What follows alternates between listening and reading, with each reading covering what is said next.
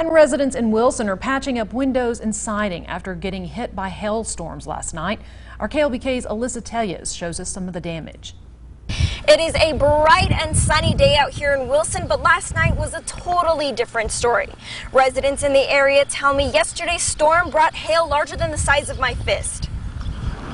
They call it the calm before the storm for a reason. I was screaming and yelling, and then it broke the first window. Some hailstones the size of softballs, shattering windows and walls of homes. Francis Rios having to face the storm on her own. And it was big hail.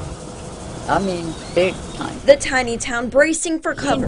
Down in South Texas, but here. Rios hoping her insurance will cover the damage. St. John's Lutheran Church cleaning up. Hail crashing through the front door.